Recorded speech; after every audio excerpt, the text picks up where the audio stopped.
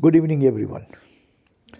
This evening, we are going to shed some light on economic subject given to us by John Maynard Keynes. Title of the subject today is Micro Macro Economics. This is Micro Macro Economics is introduced by John Maynard Keynes in 1930s. He has actually described this is micro and macroeconomy in a nutshell, and in that connotation, internal economy of the firm, of an organization, is known as microeconomics. External economics, or economy of the nation or the state or the city, is known as macroeconomy. So when you are dealing with your family income, family expenses, family saving, family investment, every single thing about your family, that is microeconomics. But when you are dealing with external factors, income tax, sales tax, inflation, deflation, export, import, FII, FDI, big picture of economy, that is a national picture of economy or international picture of economy, that is called macroeconomy. Small economy means a micro. That is our internal economy of the shop, or you have restaurant, or you have a hotel, motel, or you have factory, wholesale business, or you have industry, or you have organization, corporation, or conglomerate. Internal economy is known as microeconomy, small economy. If you step outside of your business and when you feel the economic waves outside, government policies, inflation, deflation, export, all kinds of willing and dealing of the government on the bigger scale, bigger picture, that is macroeconomy. I have given you some examples of microeconomics, such as product pricing. Pricing your product goes into microeconomy. What would be your cost? What would be your raw material cost? What would be your input cost of the energy, manpower, material, and finance, money?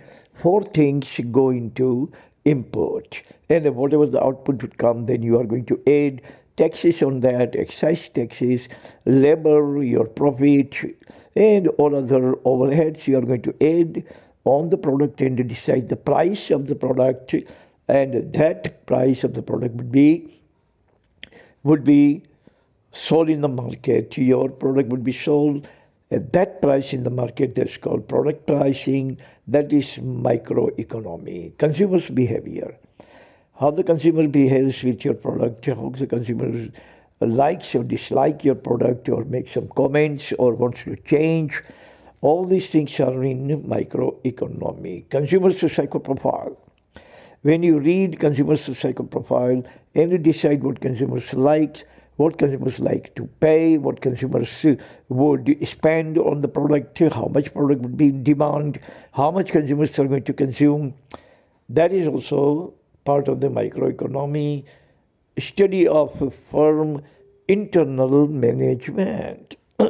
Everything internal income of your firm, expenditures of your firm, salaries going into firm, all the volume and the margin of the firm, every single thing that you have been doing internally in the firm, that is your microeconomy. Now we are going to go into macroeconomy.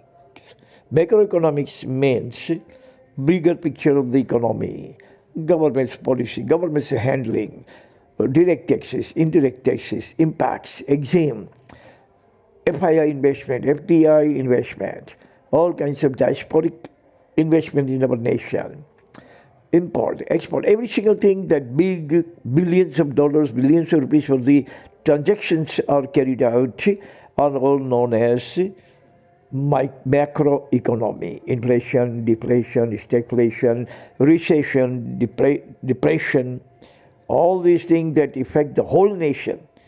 Whatever impacts your company is microeconomy.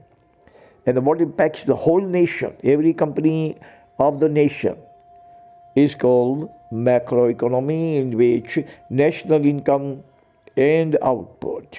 What is the total income of the nation, which is the total GDP and the GNP of the nation, and how much output. That can also be measured by GDP. General price level. What is general price level of every single thing?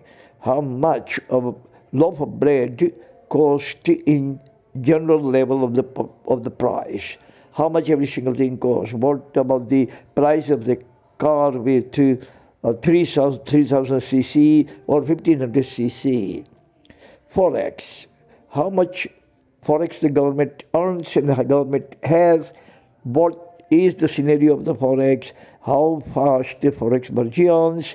Government actually saves some forex, or government has to spend the forex, whatever the forex government has, in the form of the family silvers. The government has to spend the family silver in imports of the thing.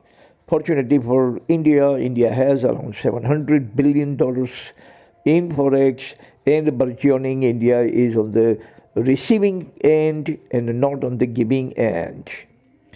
FDI. How much the FDI, foreign direct investment, coming to India? How many companies are actually coming over here and setting up their manufacturing plants, or their restaurants, or their hotels, their motels, and their two-wheeler industry or four-wheeler industry? All this is FDI, and FDI also bring hundreds of crore rupees every year.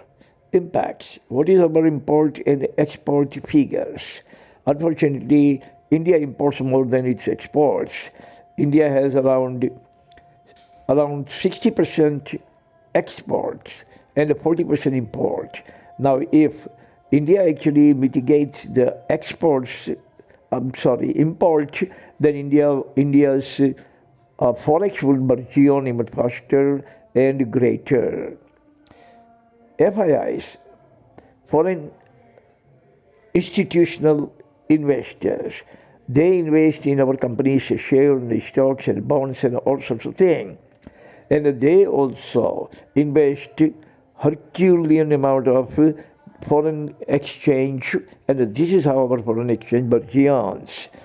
These companies have invested fabulously, mouthfully, in Tata in the tune of around 70%, in Reliance in the tune of over 65%, and in many other companies in the tune of about 50 to 60 to 70% foreign investment in our domestic companies.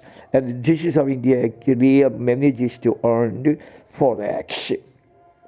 So this is microeconomy and macroeconomy. Remember every single thing worth remembering. Let every single thing penetrate into your mind, into your psyche, and into your soul. Use it or lose it. That's all it is. Thank you very much for listening. See you again next time. Until then, God bless everyone on this planet. Amen.